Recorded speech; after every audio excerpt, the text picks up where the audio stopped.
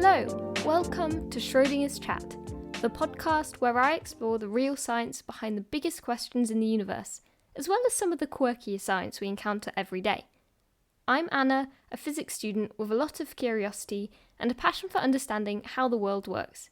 From the smallest particles to the largest galaxies, join me as we uncover the mysteries and wonders of the universe and explore how physics shapes the world around us. Hello, welcome back. This episode is part of one of the mini-series I have in this podcast, which is Bookworm. In simplest terms, I discuss science books I've read, my thoughts on them, and what I'd recommend to you. So far, there has only been one previous episode in this series, and that was all the way back in episode 5. And I actually discussed 3 non-fiction science books, and they had a kind of a running theme through them. So more than 10 episodes later, I think it is high time for another bookish episode. Today, however, I am only going to talk about one book, and instead of a non-fiction science book, it's a sci-fi book. So I thought I'd actually just go with one of my favourite books ever, not just in the sci-fi genre, but out of all books. This book actually ranks in my top 5 books of all time, and it stays there it's been there for a long time and nothing's displaced it yet. And the book is Project Hail Mary by Andy Weir. Now, earlier this year, the film adaptation of this book came out, which I did go to see and I absolutely loved it. At the time, I was deep in A-level revision and not doing the podcast, so unfortunately I kind of missed out on creating content at the time when everyone else was raving about it and getting back into the Project Hail Mary fan base. But that's okay, I'm a huge fan of the book and the film, and there's no timeline that I need to stick to for talking about this book, so I'm going to talk about it anyway. Before we get started, a quick reminder to leave a review or a comment if you like this podcast, and check out the podcast Instagram or YouTube, both Schrödinger's Chat podcast. Here I post all sorts on YouTube, the episodes themselves if you prefer to listen that way, and on Instagram, extra bits relating to the episodes, STEM book recommendations, and other nerdy science things. Over the summer, whilst I have time, I'm actually looking to kind of expand the social media a little bit, see what I can do, maybe do some short form content. So look out, and if that sounds like something you would enjoy, do go and have a look. On with the episode. Before we get into the book, I want to make a couple of quick notes. Firstly, as you may or may not know, depending on how long you've been listening to this podcast, I do have another mini-series called Science Behind the Sci-Fi. In this one, it comes as no surprise, I'm sure, that I look at the science behind iconic sci-fi films and media, how science shapes the stories, where more creative liberties have been taken, and how sci-fi can inspire real scientific curiosity. Now, I do think Project Hail Mary would suit this series really well, and I would love to dive into the science behind the spaceship and the experiments the characters do and all of that, but that won't be in this episode. I want to keep this episode more book review orientated. The characters, the writing, how science is used for the story. So please look out, at some point in the future, I probably will do a science behind the sci-fi for Project Hail Mary, but as I said, that is not the focus for this episode. Secondly, just a little heads up about how this episode is going to work in terms of spoilers. I didn't have to think about that for the first book episode as they were all non-fiction books, but for this one, I don't want to completely spoil the book if you haven't read it. So what I'll do is the first section of this podcast will be non-spoiler. I'll discuss why I think you should read it, the general kind of setup for the story, but I won't reveal any twists, major events, or character arcs. Then at some point, I'll move into the spoiler section.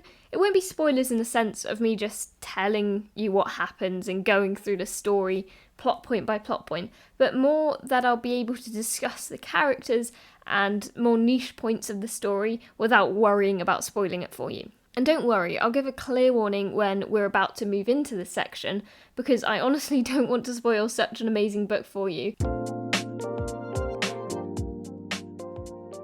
Okay, so I'm going to start by giving a quick non-spoiler setup for the book. So the story follows a man called Ryland Grace, who wakes up alone on a spaceship with no other crew members and no memories of who he is, where he is, and why he's there. Over the course of the book, he slowly regains his memories through flashbacks to previous events, and he slowly starts to uncover the answers and realizes he's basically on a mission to find the solution to a problem that, left unsolved, could end life on Earth. It's extinction level threatening, and he's on a last-ditch mission, hence the title, Project Hail Mary. This is the last possible attempt Earth are making to solve this problem. The story then takes a journey of problem-solving, science, mystery, and emotion that makes it one of the best science fiction books I've ever read. So, what is the reading experience like that makes it so unforgettable? Well, to be honest, the story is packed full of pretty hardcore science and engineering, especially in the problem-solving situations. There's some quite complex physics, some detailed biology, and just kind of generally in-depth scientific language, because there's bits where he's working in labs and using lots of scientific equipment. If you've read Andy Weir's The Martian, it's the same sort of style as that. Some hard science, but it's woven into the story in such a masterful way that it doesn't feel overwhelming or pretentious.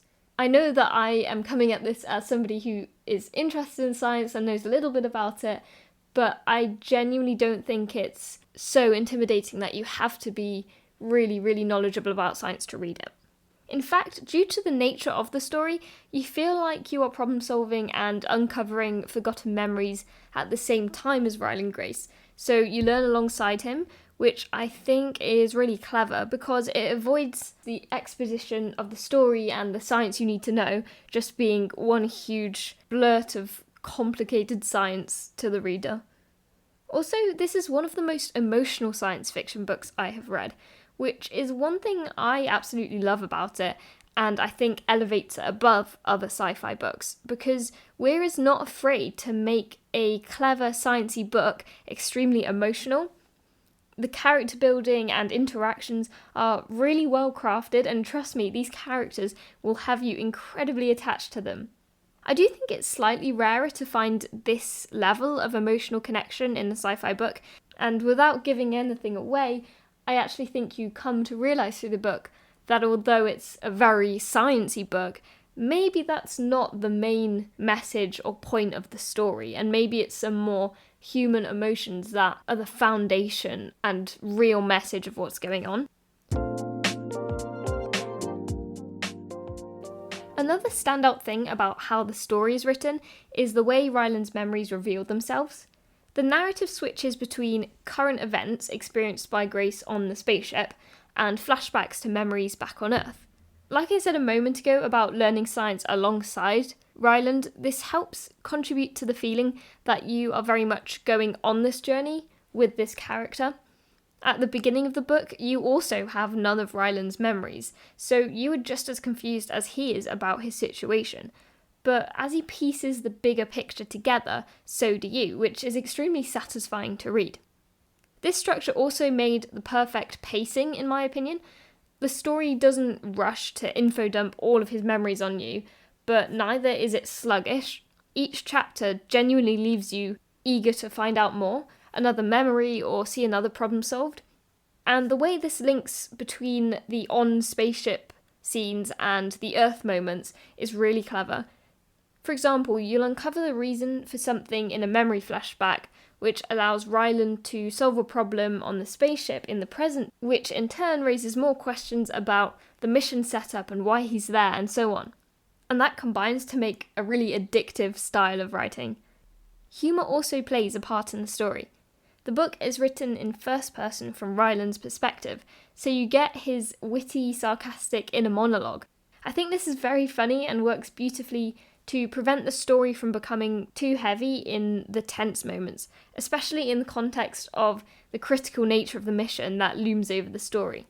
Again, it's very similar to the character Mark Watney's witty internal thoughts in Andy Weir's The Martian. Before we move into the spoiler section of the episode, I'd like to share some final things for the people who are leaving the episode after this, in terms of whether this is a book you would enjoy and my main points of why I would recommend it to you.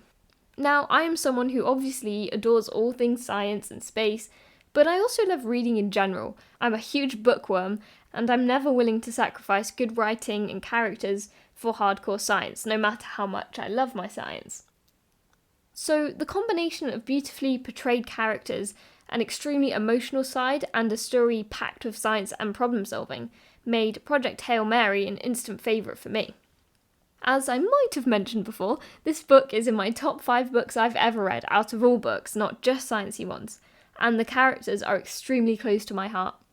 I feel like this book is a celebration of science, hope, and curiosity woven into a gripping sci-fi adventure. It kind of takes you by surprise in a pleasant way. Going into it, you don't quite realise the level of emotion you're going to experience once you get through the book. So who would I recommend this book to? Well, I'm going to have to restrain myself from just saying everyone, because I would, because it's so good. But being a little bit more realistic, the next obvious thought is anyone who's into sci-fi. If you like sci-fi books, then you're already set up to absolutely love this book and actually have a bit of a refresher from the usual sci-fi tropes and books, because I do think this book is very unique from other sci-fi books I've read. But really, I think this book is aimed at a much broader audience. Quite often, I think people maybe feel a bit intimidated by a hardcore sci-fi book, but trust me, this book is not overwhelming. The science and problem solving contributes to the story in a similar way to the characters, in that you feel like you're going along on a journey with it, learning more as you do, instead of feeling like you've been left trying to catch up to a story that relies on you understanding the science, but you get lost only a few chapters in. Arguably, the thing that really makes the story so great is all the underlying themes. Even, for example, if you're into mystery books, you may like this just because of the way the memories are revealed. The character and you kind of have to piece together the information bit by bit. So maybe if you're into mysteries, you'll enjoy it. Perhaps most of all, this story is for you if you appreciate exceptional storytelling, emotional interactions, and characters you will feel attached to the rest of your life. Genuinely, the characters in this are some of my favourite of all time, and it's definitely a book where I felt the most emotion towards the characters and just the story in itself. Well, that's the end of the spoiler-free section of this episode.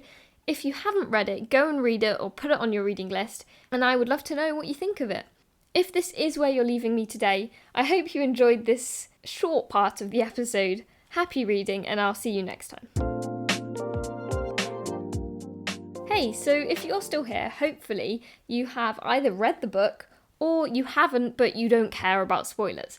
Because here's my final warning, this part onwards will contain spoilers for the book.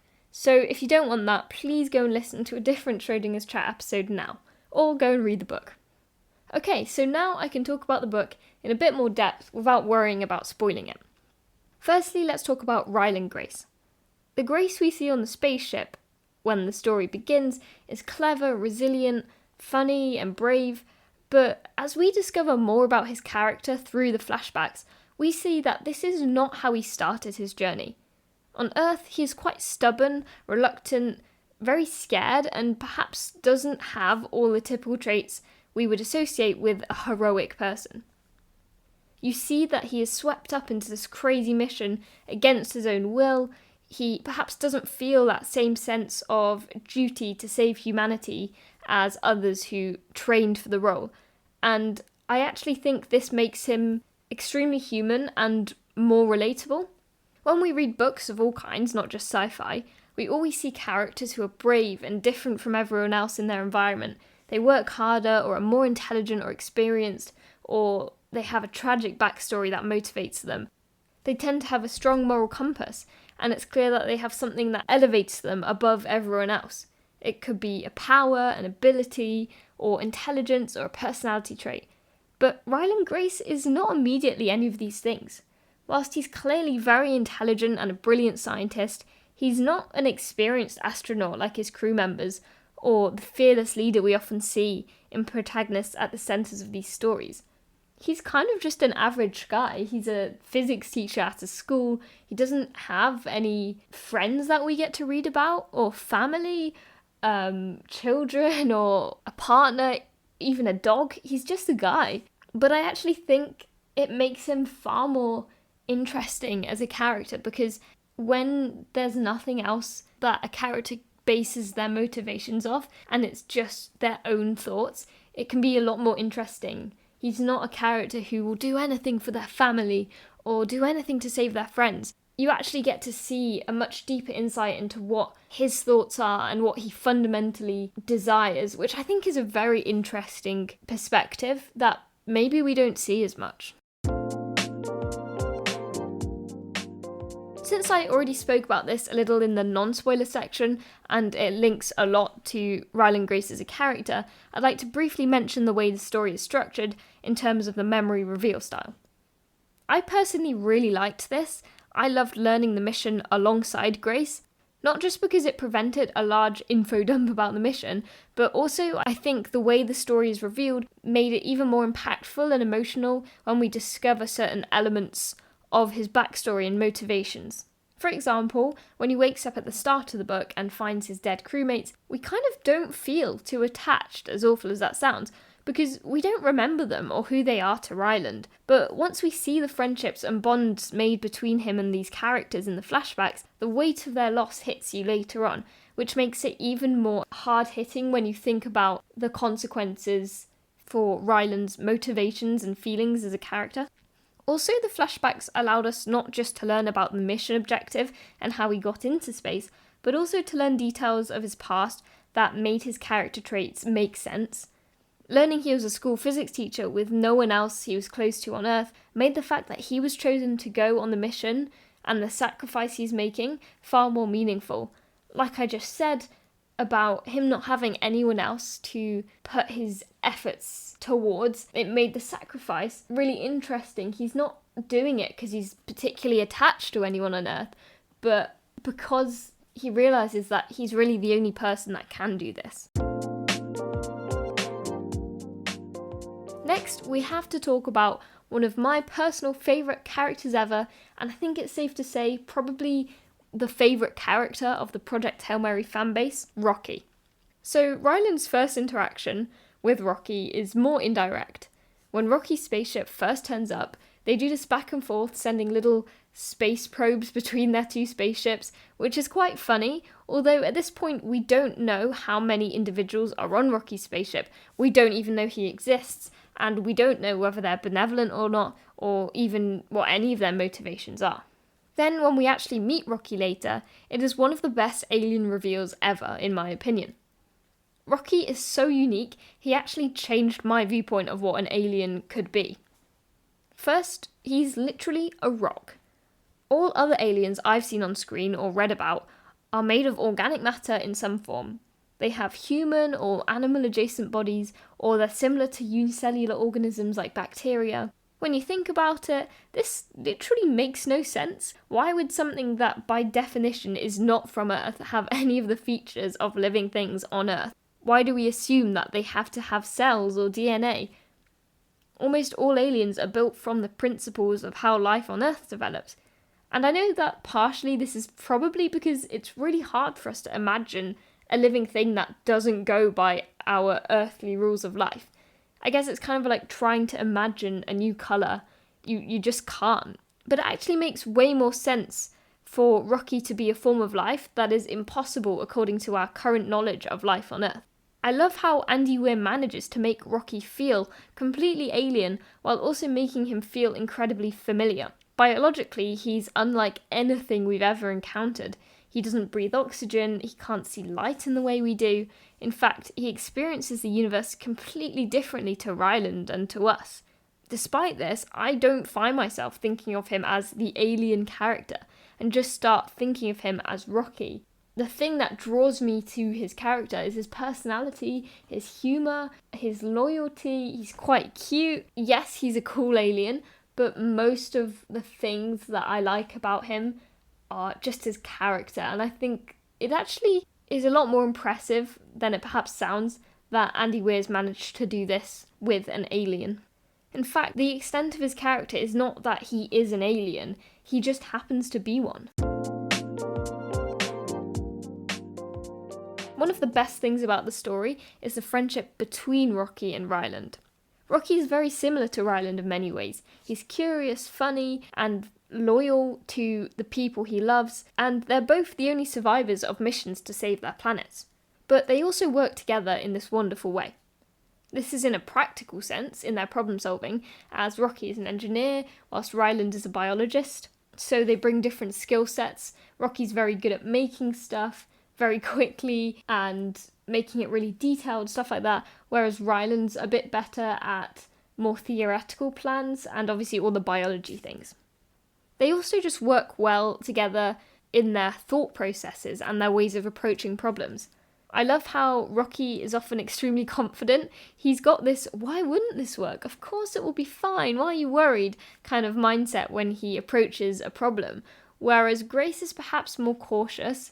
And together, I think each one has something that the other lacks. That means together they make the perfect duo, a mix of chaos and genius and humour.